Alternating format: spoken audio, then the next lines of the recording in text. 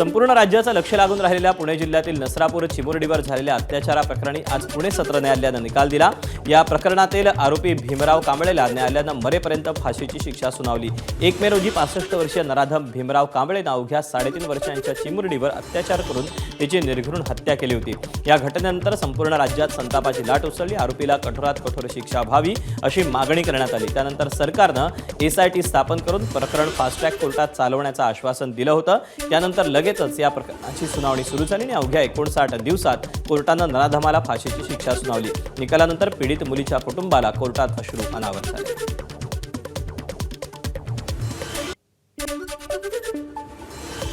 नसरापूर प्रकरणी पुणे जिल्हा आणि सत्र न्यायालयानं दिलेला निकाल हा राज्यातला आजवरचा सर्वात जलद निकाल ठरला। विशेष न्यायाधीश SR साळुंखे यांनी हा ऐतिहासिक निकाल दिला। महत्त्वाचं म्हणजे गुन्हा घडल्यापासून अवघ्या 59 दिवसात हा निकाल देण्यात आला। 4 दिवसांपूर्वीच न्यायालयानं आरोपी भीमराव कांबळेला दोषी ठरवलं होतं आणि शिक्षेचा निर्णय राखून ठेवला होता। त्यानंतर आज न्यायाधीशांनी अंतिम निकाल सुनावला। प्रॉसिक्युशनचा युक्तिवाद असा होता की हा जो आरोपी आहे ज्याचं वय 65 वर्ष आहे त्यांनी 3 वर्षाच्या बालिकेवर हे अत्याचार केलेले आहे। हे प्री प्लॅन्ड कॉन्स्पिरसी होती आरोपीची। आरोपी घटनेच्या काही दिवस आधी त्या गावात जाऊन राहिला। ही बालिका तिच्या केवळ आजीसोबत राहते आहे हे आरोपीने पडताळून बघितलं। आरोपीने जागेची रेकी केली। आरोपीने घटनास्थळ हे निश्चित केलं, तिथे त्याचं सामान नेऊन ठेवलं आणि आरोपी काही दिवस वास्तव्यास तिथे गेला। त्यानंतर आरोपीने अतिशय थंड डोक्याने लहान मुलीला गाईचं वास्तू दाखवतो हे सांगून त्या घटनास्थळाकडे नेलं। जाताना तिला गाठीशेवचं आमिष दाखवलं, गाठीशेव दिली आणि तिथे नेऊन ह्या बालिकेवर अत्याचार केले। मेहरबान कोर्टाने आज ह्या 12च्या 12 केसलांचा जिस्ट हा वाचून दाखवला। या जिस्टमध्ये जे फॅक्ट्स आहेत त्या फॅक्ट्स ह्या केसला कशा लागू होतात याबद्दल सविस्तर भाष्य केलेलं आहे आणि ह्या आरोपीला आज एकूण 3 गुन्ह्यांमध्ये मृत्यूदंड ठोठावलेला आहे। भीमराव कांबळे आता फासावर लटकायचं ह्या शब्दात कोर्टाने कन्क्लूड केलेला आहे। हा अतिशय ऐतिहासिक खटला ठरेल। 16 मेला एक परिपूर्ण 1200 पानी दोषारोपपत्र दाखल करण्यात आलं आहे। या दोषारोपपत्रात लास्टिंग टुगेदरची theory, scientific evidence, medical evidence, FSLचा एव्हिडन्स आणि DNA प्रोफाइलिंग हे महत्त्वाचे मुद्दे होते। त्या आधारे हे दोषारोपपत्र दाखल करण्यात आलं आहे। हे दोषारोपपत्र दाखल करण्यात आल्यानंतर 28 मेला आरोपीविरुद्ध दोष निश्चिती करण्यात आली आणि त्यानंतर 29 मे पासून ह्या खटल्याची सुरुवात झाली आणि एकूण 16 वर्किंग डेजमध्ये प्रॉसिक्युशनकडून 55 साक्षीदार तपासण्यात आले आणि आज ह्या केसचा हा ऐतिहासिक निकाल आलेला आहे। नसरापूर प्रकरणाच्या निकालाबाबत मुख्यमंत्री देवेंद्र फडणवीस यांनी कोर्टाचे विशेष आभार मानले। विधानसभेत बोलताना फडणवीसांनी सांगितलं की या प्रकरणात न्यायाधीशांनी सुट्टी न घेता काम केलं आणि एक नवं उदाहरण समोर मांडलं। त्याचबरोबर मुख्यमंत्र्यांनी पुणे ग्रामीण पोलिसांचेही आभार मानले तर दोन्ही उपमुख्यमंत्र्यांनीही न्याय देवतेला धन्यवाद दिले।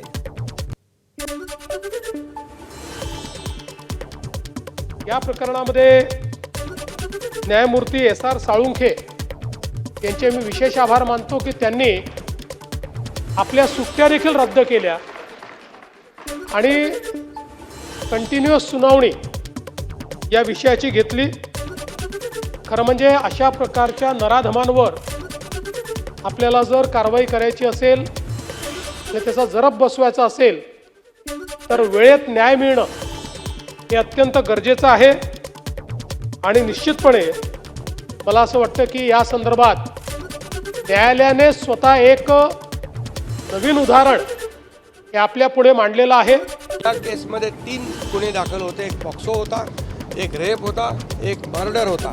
न्यायाधीशांनी 3 गुन्ह्यांमध्ये आरोपीला पॉक्सोला पण फाशी, हत्येला पण फाशी आणि रेपला पण फाशी, त्यामुळे याला तात्काळ फाशी होईल आणि एक सामाजिक मेसेज या गुन्हेगारांमध्ये जाईल।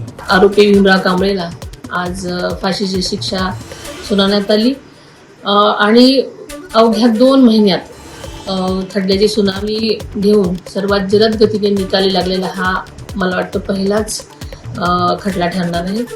न्यायालयाच्या आजच्या या निर्णयामुळे पीडितेला आणि तिच्या कुटुंबाला खरोखरच न्याय मिळाला असं मला वाटतं. हा निर्णय न्यायव्यवस्थेवरील विश्वास अधिक दृढ करणारा आहे. न्यायालयाच्या या ऐतिहासिक निर्णयाचं मी मनापासून स्वागत करते.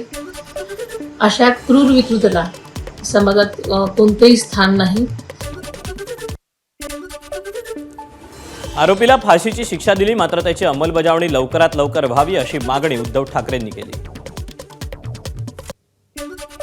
कोर्टाने योग्य निर्णय दिलेला आहे आणि या निर्णयावरती फक्त आता आपण समाधान न मानता लवकरात लवकर त्या निर्णयाची अंमलबजावणी केली गेली पाहिजे.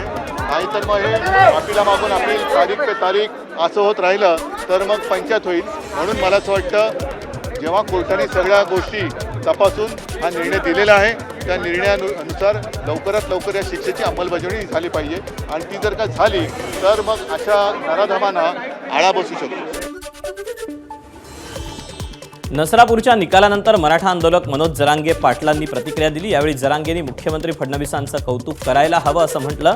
तर संतोष देशमुख हत्या प्रकरण, मालेगावच्या चिमुरडीवरील अत्याचार प्रकरण, महादेव मुंडे हत्या या प्रकरणातही हाच नियम लागू करावा असं जरांगे म्हणाले.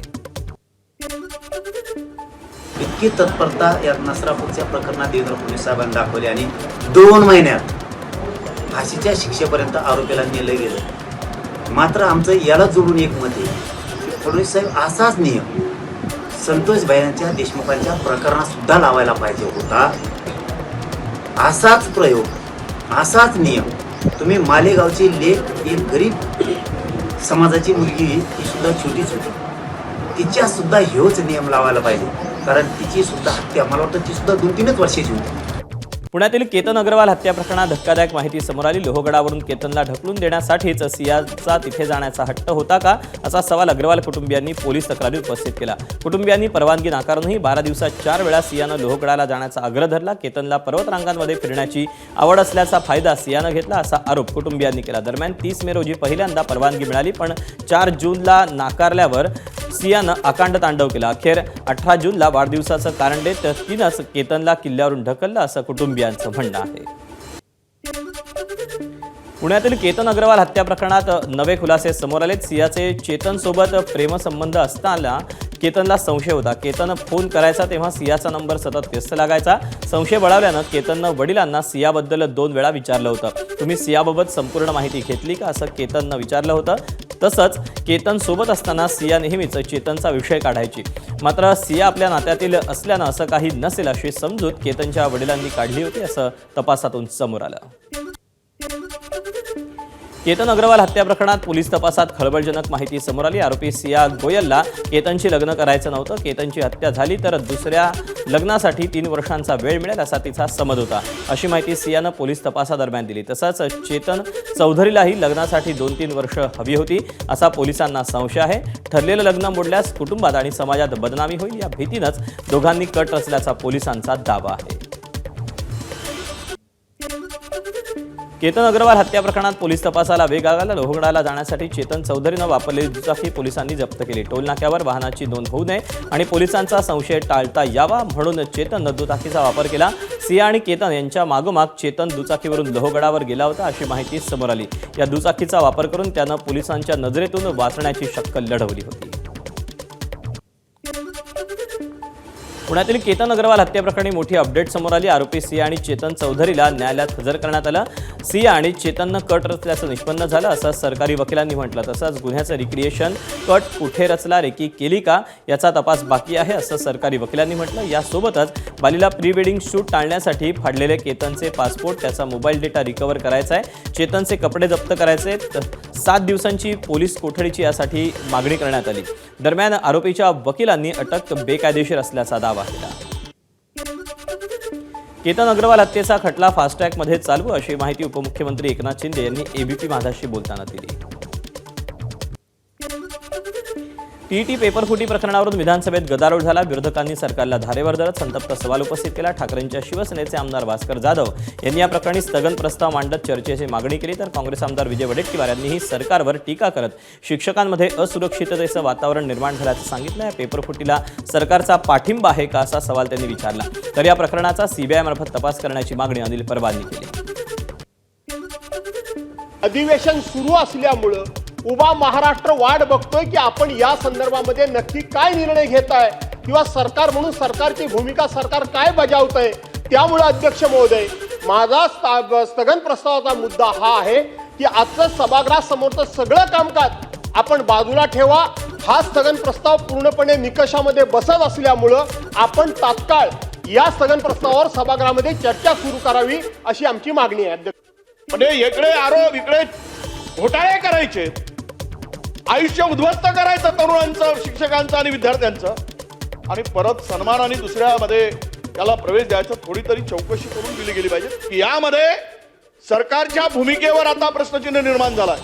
हे सर्व घोटाळे काही सरकारच्या पुरस्कृत होत आहेत का अशी चर्चा आहे. म्हणून सरकारने आपली टीईटी पेपरफुटी प्रकरणावरून सुधीर मुनगंटीवारांनी सरकारला सवाल केलेले आहेत. त्यांच्यावर जोरदार टीका केली. टीईटीचे पेपर आग्र्यात छापले जातात, मग सुरक्षितता कशी असेल असा सवाल त्यांनी उपस्थित केला. टीईटीचे पेपर फुटले ही अत्यंत गंभीर बाब आहे असं म्हणत मुनगंटीवारांनी सरकारला घरचा आहेर दिला.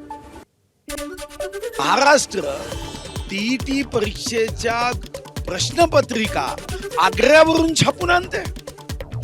हा कोणता, मला वाटतं की कोणाच्या लक्षात का नाही आलं की आग्र्याला महाराष्ट्राच्या टीईटी परीक्षेचे पेपर छापता तुम्ही, मग सुरक्षितता कशी असेल? म्हणजे महाराष्ट्राच्या प्रेसवर तुमचा विश्वास नाही आहे, विश्वास आग्र्याच्या प्रेसवर आहे. आता मूलभूत हे बदल करण्याची आवश्यकता आहे.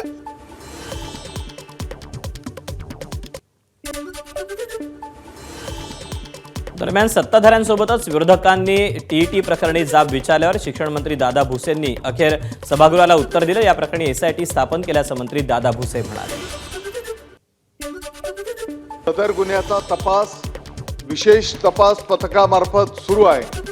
सदर गुन्ह्याच्या तपासासाठी बिहारला 2 पथके, हरियाणाला 1 पथक व दिल्लीला 1 पथक रवाना करण्यात आले आहे. सदर गुन्ह्यात 3 आरोपींना अटक केली असून ते पोलीस कोठडीत आहेत. फेरपरीक्षा पारदर्शक पद्धतीने शिस्तबद्ध वातावरणामध्ये पार पाडण्यात येईल. टीईटी 2026च्या फेरपरीक्षेसाठी उमेदवारांकडून कोणत्याही प्रकारचे परीक्षा शुल्क आकारण्यात येणार नाही, कारण ते यापूर्वीच स्वीकारण्यात आलेलं आहे. सभागृह सुरू होण्यापूर्वी विरोधकांनी विधान भवनाच्या पायऱ्यांवर पेपरफुटीच्या मुद्द्यावरून आंदोलन केलं. टीईटी पेपरफुटीच्या मुद्द्यावरून विरोधकांनी घोषणाबाजी केली. तसंच त्यांनी शालेय शिक्षण मंत्री दादा भुसेंच्या राजीनाम्याची मागणीही केली. टीईटी पेपरफुटी प्रकरणावरून मनसेनं सरकारवर उपरोधिक हल्लाबोल केला. प्रामाणिक विद्यार्थ्यांना न्याय कधी मिळणार असा सवाल मनसेनं बॅनरमधून उपस्थित केला. ठाण्यातील नितीन जंक्शन इथं व्यंगचित्रातून पेपरफुटीचा निषेध नोंदवण्यात आला. पेपरफुटी मागे सरकारच असून मंत्री दादा भुसे यांनी राजीनामा द्यावा अशी मागणी मनसेनं केली.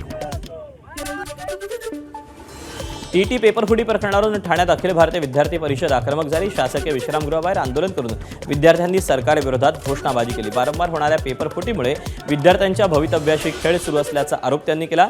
परीक्षा प्रक्रिया पारदर्शक करावी, पेपरफुटीमागील दोषींवर तातडीनं गुन्हे दाखल करून कठोर कारवाई करावी अशी मागणी त्यांनी निवेदनाद्वारे जिल्हेदारांकडे केली.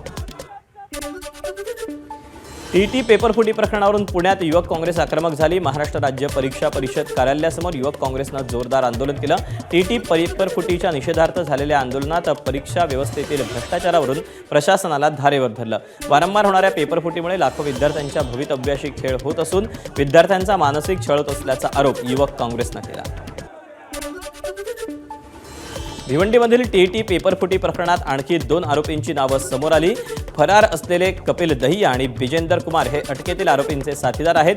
या प्रकरणात बिहार आणि हरियाणातील राजीव श्रीप्रयाग साव, आकाश कुमार आणि धीरज बलराज सिंग यांना आतापर्यंत अटक करण्यात आली आहे. आरोपींकडून टीईटी परीक्षेचे 4 प्रश्नपत्रिकेचे संच जप्त करण्यात आले. या प्रकरणाचे धागेदोरे बिहार, हरियाणा, दिल्ली, आग्रा तसंच इतर राज्यांपर्यंत पोहोचत असल्याचा संशय पोलिसांनी व्यक्त केला. राज्यातील पश्चिम किनारपट्टी, संपूर्ण कोकण आणि सह्याद्रीच्या घाटभागात आजपासून पावसाचा जोर वाढणार. राज्यातील 24 जिल्ह्यांमध्ये पावसाची शक्यता वर्तवण्यात आली. तर बंगालच्या उपसागरात होणाऱ्या सिस्टीममुळे विदर्भात 3 तारखेनंतर मान्सून सक्रिय होणार. तर 50% शेतकऱ्यांनी कपाशी लागवड जवळपास पूर्ण केली. यामुळे पावसानं मध्ये दडी मारली तर अनेकांची पेरणी ही संकटात येण्याची शक्यता. वसई विरारमध्ये सकाळपासून पावसाचा जोर वाढला. सखल भागातले रस्ते हे पाण्याखाली गेलेत. नालासोपाऱ्यातील central park, Tulinj, नागिनदासपाडा, Achole road तसंच विरार आणि वसईमधील अनेक रस्ते हे पाण्याखाली गेलेत. त्यामुळे नागरिकांना पाण्यातून वाट काढताना तारेवरची कसरत करावी लागते. वसई विरार शहरात आज दिवसभर पावसाचा जोरदार अंदाज वर्तवण्यात आला. काही वाहनं देखील बंद पडली. रत्नागिरी जिल्ह्यातील नदी नाले तुडुंब भरून वाहत आहेत. धबधबे देखील प्रवाहित झालेत. दापोली तालुक्यातील बोरिवली गावाच्या पायथ्याशी असलेला कोंडी धबधबा देखील जोरदार प्रवाहित झाला. कडेकपारीतून फेसाळत वाहणारा हा धबधबा अनेकांना खुणावतोय. विशेष म्हणजे वर्षभर पर्यटकांच्या आकर्षणाचं केंद्रबिंदू असलेला हा कोंडी धबधबा जानेवारी ते एप्रिल या उन्हाळ्याच्या दिवसातही थंडगार पाण्याचा अनुभव देण्यासाठी प्रसिद्ध आहे. आज पुन्हा एकदा हा धबधबा धोधो वाहू लागला. त्यामुळे येत्या काही दिवसात पर्यटकांची पावलं इथे वळायला सुरुवात होईल. रायगड जिल्ह्यात काल झालेल्या मुसळधार पावसामुळे जिल्ह्यातील 28 धरणांमधील पाणीसाठ्यात वाढ झाली असून एकूण पाणीसाठा 20.80% पोहोचलाय. मागील आठवड्यात हा साठा सुमारे 18% इतका होता. वावे धरणात 52% अधिक पाणीसाठा झाला असून आंबेघर, पाभरे मोरबे, भिलवले, सुतारवाडी धरणातील पाणीसाठ्यात लक्षणीय वाढ झाली. वाढत्या जलसाठ्यामुळे पिण्याचं पाणी आणि भातशेतीबाबत मोठा दिलासा मिळाला. जिल्ह्यात पावसाचा ऑरेंज अलर्ट जारी करण्यात आला असून पाऊस कोसळल्यास धरणांच्या पाणीसाठ्यात वाढ होण्याची शक्यता आहे.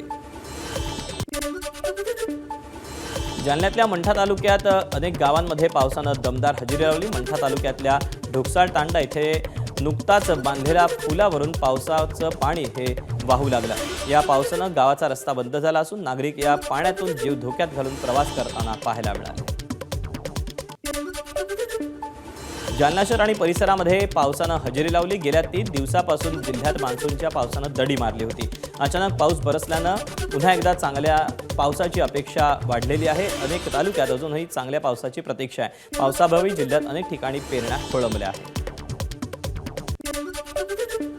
पुण्यातल्या शिरूर तालुक्यात कारेगाव परिसरात जोरदार पावसामुळे पुणे अहिल्यानगर मार्गावर मोठ्या प्रमाणात पाणी साचलं. यामुळे वाहतुकीचा वेग मंदावला असून वाहन चालकांना मोठी कसरत करावी लागते. रस्त्यावर साठलेल्या पाण्यामुळे वाहन चालकांना सावधगिरीनं प्रवास करावा लागला. रायगडच्या दक्षिण भागात पावसानं हजेरी लावली. रात्रीपासून उसंत घेतलेल्या पावसाचं म्हसळा श्रीवर्धनमध्ये आगमन झालं. श्रीवर्धनमधील दिवेआगार, बोर्ली, वेळास, दिघी परिसरात दमदार पाऊस बरसला. पावसामुळे रायगडमधील बळीराजा सुखावला असून शेती कामांना वेग येणार आहे. तर मुसळधार पावसामुळे नदी नाले दुथडी भरून वाहत आहेत. रत्नागिरी जिल्ह्यात गेल्या 2 दिवसांपासून मुसळधार पावसानं दमदार हजेरी लावली असून आज दुपारनंतरही पावसाचा जोर कायम आहे. या पावसामुळे भात शेतीत पाणी साचलं असून काही सखल भागात पाणी शिरलं. जिल्ह्यातील सर्वच प्रमुख नद्यांच्या पाणी पातळीत लक्षणीय वाढ झाली असून पाणी टंचाईचं संकट दूर झालंय. दरम्यान लोटे MIDCचा पाणी पुरवठा आजपासून पूर्ववत झाल्यानं बंद पडलेले उद्योग पुन्हा सुरू झाले. त्यामुळे शेतकरी, नागरिक आणि उद्योजकांमध्ये समाधानाचं वातावरण निर्माण झालेलं आहे. सिंधुदुर्गातील सर्वच भागात पुन्हा पावसानं जोर धरला. कुडाल, कणकवली, सावंतवाडी, दोडामार्ग, वैभववाडी तालुक्यात पावसाचा जोर पाहायला मिळाला. हवामान विभागानं सिंधुदुर्ग जिल्ह्याला 3 जुलैपर्यंत येलो अलर्ट जारी केला. जिल्ह्यात आतापर्यंत जून अखेर 498 मिलीमीटर पावसाची नोंद झाली. गेल्या वर्षी जून अखेरीस जिल्ह्यात 1285 मिलीमीटर पाऊस कोसळला होता. आता जिल्ह्यातील धरणामध्ये 28% पाणीसाठा आहे. सध्या कोसळत असलेल्या पावसामुळे बळीराजा सुखावला असून शेतीच्या कामांना सुरुवात झाली. गेल्या 24 तासात 52 मिलीमीटर जिल्ह्यात पाऊस कोसळला असून सर्वाधिक 98 मिलीमीटर इतका पाऊस वैभववाडी तालुक्यात नोंदवला गेला. पंढरपूर तालुक्यातील चळे, आंबे, ओझेवाडी या परिसरात पहाटेपासून पावसानं दमदार हजेरी लावली. या पावसामुळे नदीकाठच्या परिसरातील अनेक ओढे आणि नाले दुथडी भरून वाहू लागले असून अनेक शेतांमधून पाणी जमा झालेलं पाहायला मिळालं. पहिल्याच पावसात शेता शिवारासह सर्वत्र पाणी वाहू लागल्यानं शेतकऱ्यांना मोठा दिलासा मिळाला असून बळीराजा सुखावला आहे. परभणीतील रस्त्यांवर पहिल्याच पावसात पाणी साठलेलं पाहायला मिळालं. महानगरपालिका आणि सार्वजनिक बांधकाम विभागाच्या हलगर्जीपणामुळे परभणीकरांचे हाल झाले. शहरातील वसमत रोड, गांधी पार्क, बेलेश्वर नगर या भागामध्ये महानगरपालिकेकडून नालेसफाई करण्यात आली नाही. तर किसान मॉल आणि किसान बेकरी या राष्ट्रीय महामार्गावर सार्वजनिक बांधकाम खात्याच्या चुकीच्या कामांमुळे परिसरात गुडघाभर पाणी साचलं. अनेक ठिकाणी रस्त्यांना नदीचं स्वरूप धारण केलं होतं. पाण्यातून मार्ग काढताना वाहन चालकांना कसरत करावी लागली. लातूर जिल्ह्यात गेल्या 24 तासात सरासरी 13 मिलीमीटर पावसाची नोंद झाली. शहरासह जिल्ह्यातील विविध भागात हलका ते मध्यम तर काही ठिकाणी दमदार पाऊस झाला. खरीप पेरण्यांना वेग आला. मात्र अनेक भागातील शेतकरी अद्यापही समाधानकारक पावसाच्या प्रतीक्षेत आहेत.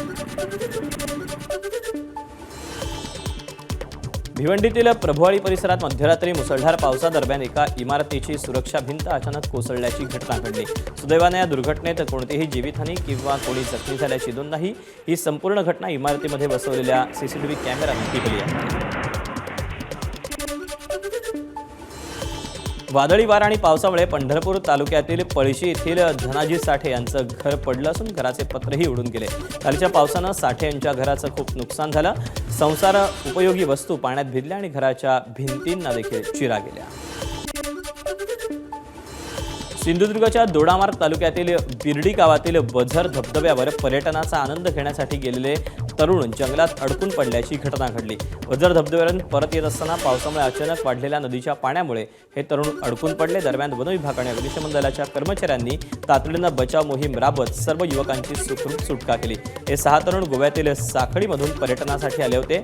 रात्री उशिरानं त्यांची सुटका करण्यात यश आलं। मुंबईला पाणीपुरवठा करणाऱ्या धरणांमध्ये वाढ अपेक्षित आहे। सध्या धरणांमध्ये केवळ 6.93% इतकाच जलसाठा आहे। तर हवामान विभागाकडून पुढील काही दिवस पावसाचा अंदाज वर्तवण्यात आलेला आहे। सातारा जिल्ह्याच्या पश्चिम भागात सह्याद्रीच्या डोंगर रांगांमध्ये पावसानं जोर पकडला असून कोयना धरणाच्या पांडव क्षेत्रात मुसळधार पावसाची नोंद होती आहे। त्यामुळे कोयना धरणात पाण्याची आवक वाढली। गेल्या 24 तासात कोयना धरणात तब्बल 2556 क्युसेकनं पाण्याची आवक झाली असून धरणाच्या पाणीसाठ्यात 0.22 TMCनं वाढ झाली। नवजा इथे 86 मिलीमीटर, कोयना इथे 77 मिलीमीटर तर महाबळेश्वरमध्ये 62 मिलीमीटर पावसाची नोंद झाली। धुळे जिल्ह्यात पावसानं दडी मारली असून सर्वसामान्य नागरिकांसह शेतकऱ्यांची चिंता वाढवली आहे। जिल्ह्यात एल निनोच्या प्रभावामुळे पावसानं अजूनही हजेरी लावलेली नाही। यामुळे शेतकऱ्यांच्या पेरण्या खोळंबल्या असून शेतकऱ्यांच्या चिंतेत वाढ झाली आहे। तोपर्यंत 75 mm किंवा 100 mm पर्यंत एकत्रित पाऊस होत नाही तोपर्यंत शेतकरी बांधवांनी पेरणी करू नये, हे मी कळकळीचं आव्हान शेतकरी बांधवांना करू इच्छितो। कारण की असं जर 75 mm किंवा 100 mm पर्यंत पाऊस झाला नाही आणि त्याच्यात जर आपण पेरणी केली तर आपल्याला दुबार पेरणीचं संकट ओढावू शकतं। यंदा मान्सून लांबल्यानं खरीपाच्या पेरण्याला विलंब झाला। मागील 2 ते 3 दिवसापासून नांदेड जिल्ह्यातील काही भागात मान्सूनचं आगमन झालं। हदगाव, हिमायतनगर, किनवट आणि अर्धापूर तालुक्यात चांगला पाऊस झाला। या तालुक्यात चांगला पाऊस झाल्यानं आता खरीपाच्या पेरणीला वेग आला। सोयाबीन, उडीद, मूग, हळद यासह कपाशीची लागवड करण्यात आली। दरम्यान नांदेडमधील अनेक भागात अजूनही दमदार पाऊस झालेला नाही। त्यामुळे बळीराजा हा पावसाच्या प्रतीक्षेत आहे। गेल्या वर्षी भरपूर पाऊस झाला होता। मिरकामध्ये पेरणी झाली होती, 7-8 तारखेला पेरणी झाली होती गेल्या वेळेस। तर यावर्षी बऱ्याच ठिकाणी पाऊस नाहीच, आणखी आमच्या इकडे तर 1-2 पाऊस झालेला आहे। खाली बरीच काही खंटी आहे, तेवढी का ओल नाही, तरी पण आता पाऊस पडेल या आशेनं पेरून टाकाले आम्ही। परवा एक पाऊस पडला, त्याच्या आधी एक पाऊस पडला, त्याच्यावर आम्ही थोडी ओल आहे म्हणून पेरून टाकायला सोयाबीन। आता पाण्याचं काय खरं नाही, पाणी केव्हा पडतंय काय होतंय काय नाही। जवळपास अर्धापूर तालुक्याला पाणी पडलंय बघा, काल परवा इकडे आमच्या इकडे पाणी पडलंय, पाणीच नाही, पहिलाच पाणी बघा। आता उशीर केलं तर मग ते पुढे हरभरा येत नाही काय नाही। आता टायमाला पेरल्यावर काय पीक येते, बिन टायमाला म्हणल्यावर काय येणार सांगा बरं। शासनाने बघा आमच्या इकडे काय। गोंदिया जिल्ह्यातील नवेगाव नागझिरा व्याघ्र प्रकल्प जंगल सफारीसाठी येत्या 1 जुलैपासून बंद करण्यात येणार आहे। मान्सून लांबल्यानं सफारीसाठी यावर्षी 15 दिवसांचा अतिरिक्त कालावधी मिळाला। 7 जूनपासून मृग नक्षत्र लागल्यावर पावसाळा सुरू होतो। पावसाळ्यात वन्यजीवांचा प्रजनन काळ राहत असल्यानं तसंच सुरक्षेच्या दृष्टीनं नवेगाव नागझिरा व्याघ्र प्रकल्प 15 जूनपासून पर्यटनासाठी बंद केला जातो। मात्र यावर्षी पाऊस लांबल्यानं वन विभागाकडून मुदतवाढ देण्यात आलेली होती। व्याघ्र प्रकल्प 30 जूनपासून पर्यटनासाठी बंद केला जाणार आहे, तर 1 ऑक्टोबर रोजी पुन्हा पर्यटकांसाठी व्याघ्र प्रकल्प सुरू होईल।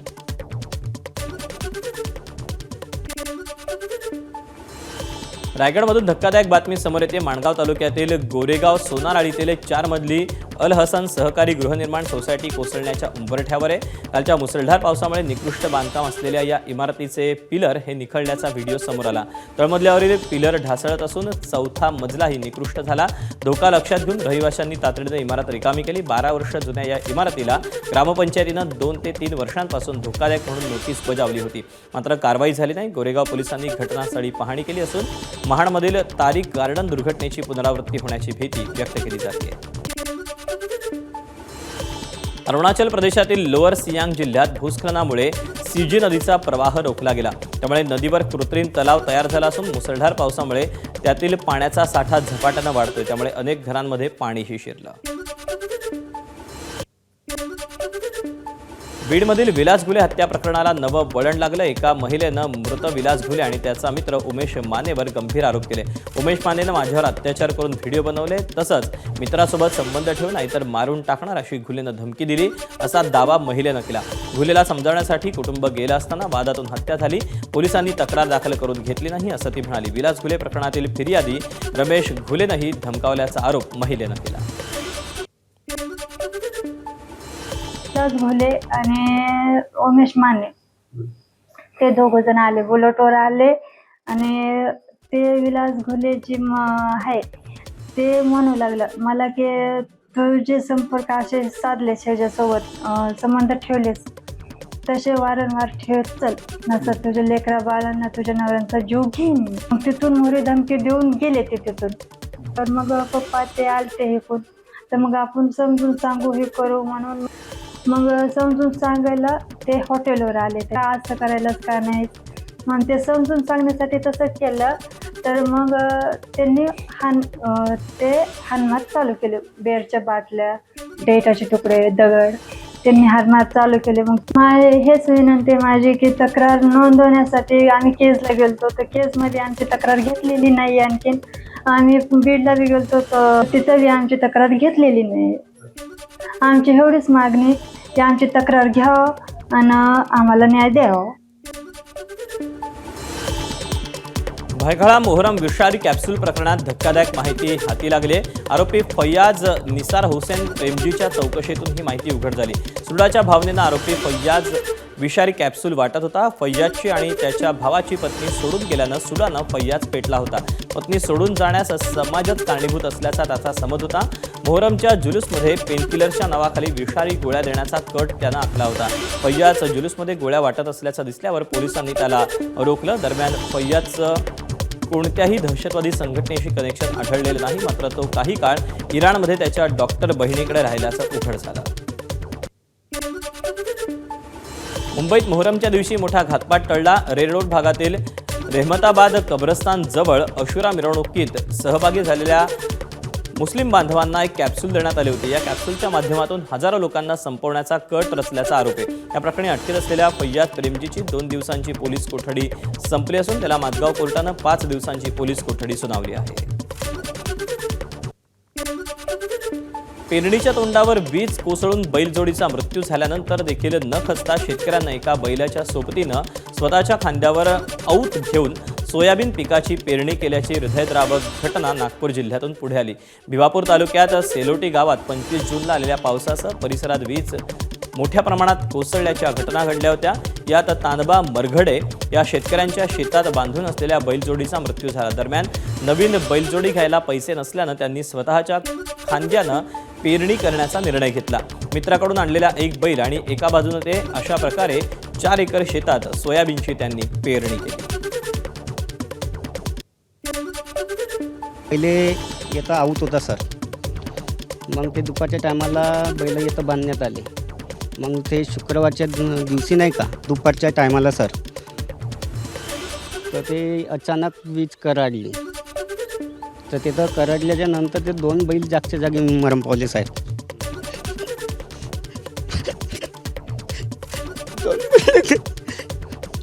बाबा होते झोपून म्हणजे आराम करत होते. आता थकलो बाबा, बैलायला आराम ना आपण आराम. 2-4 दिवस झाले बैल मरण पावले. तेव्हापासून तर ते जेवणच नव्हते करत आणि त्यांची तब्येत पण खूप बिघडत चालली आली आहे. जेवण नाही करायचं, नुसतंपणा वाटते मनाचं आणि नुसतं ग्लुकोजचं पाणी पिऊन आता राहून राहिले. किती तासांनी ते आऊत हाकललं? तरी 2-4 तास हाकललं. पूर्ण पेरणी करून टाकली? हां, पूर्ण करून टाकली. वाटत होती की तब्येत आणखी काही कमी जास्त? तर भीती राहणारच सर की कसं होणार, आणखी पुन्हा पहिल्याच तब्येत बिघडू नये आणि पुन्हा आणखी हे आऊत झुपून राहिले आणि पेरणी करून राहिले तर आणखी तब्येत तर जास्ती नाही होणार. ते तर भीती मनामध्ये होतीच. गोंदिया जिल्ह्यातील सडक अर्जुनी तालुक्यात एक धक्कादायक प्रकार समोर आला. सडक अर्जुनी तालुक्यातील राका गावातील संयुक्त वन समितीतर्फे सध्या तलावातील मुरुम उपसा करण्याचं काम सुरू आहे। या कामादरम्यान काही लहान मुलांना चक्क पोकलेन मशीनच्या बकेटमध्ये बसवून हवेत फिरवल्याचा एक व्हिडिओ सोशल मीडियावर व्हायरल झाला।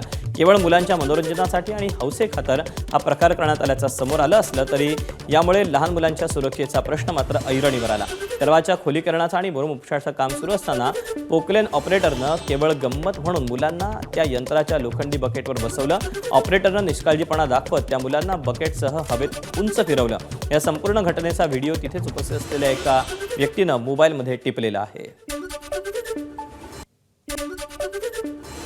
आज संत श्रेष्ठ निवृत्तीनाथ महाराजांची पालखी पंढरपूरकडे मार्गस्थ झाली।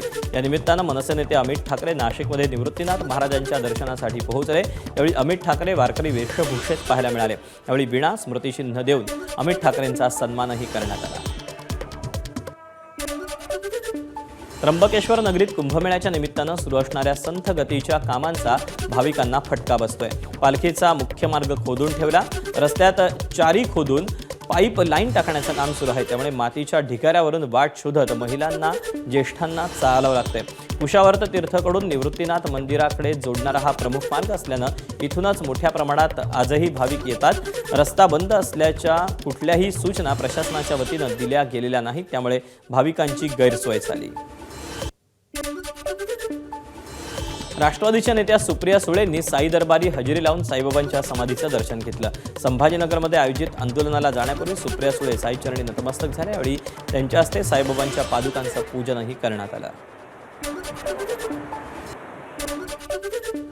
त्र्यंबकेश्वर मंदिर परिसरात ऐतिहासिक अमृतकुंडाच्या तळाशी असलेलं शिवलिंगाचं अनेक वर्षांनंतर प्रथमच दर्शन झालं। भारतीय पुरातत्व विभागाकडून संवर्धनाच्या कामांतर्गत अमृतकुंडातील पाणी उपसून स्वच्छता करण्यात आली। स्वच्छतेदरम्यान कुंडाच्या तळाशी असलेलं शिवलिंग स्पष्टपणे दिसून आलं। सुमारे 65 फूट खोल असलेलं अमृतकुंड पेशवेकालीन असल्याचं मानलं जातं। याच कुंडातील पाण्याचा उपयोग श्री त्र्यंबकेश्वराच्या नित्यपूजा आणि अभिषेकासाठी केला जातो। सुरक्षेच्या कारणास्तव भाविकांना अमृतकुंडात प्रवेशाला परवानगी नाही। या दुर्मिळ दर्शनामुळे मंदिर प्रशासन आणि अधिकाऱ्यांचं लक्ष वेधलं गेलं। खानदेश कुलस्वामिनी आई एकविरा देवी मंदिरात वटपौर्णिमा उत्सव साजरा करण्यात आला। यावेळी एकविरा देवीला सुमारे 301 किलो आंब्याचा आमशृंगार आणि 101 पुरणपोळीचा नैवेद्य दाखवण्यात आला। दरवर्षीप्रमाणे यावर्षी देखील वटपौर्णिमेनिमित्तानं देवीची पालखी मिरवणूक काढण्यात आली। यावेळी मोठ्या संख्येनं भाविकांनी दर्शनाचा लाभ घेतला। तसंच धुळे शहरासह जिल्ह्यात पाऊस जोरदार पडून बळीराजा सुखी समृद्धी होऊ दे असं साकडं देखील आई एकविरेला घालण्यात आलं।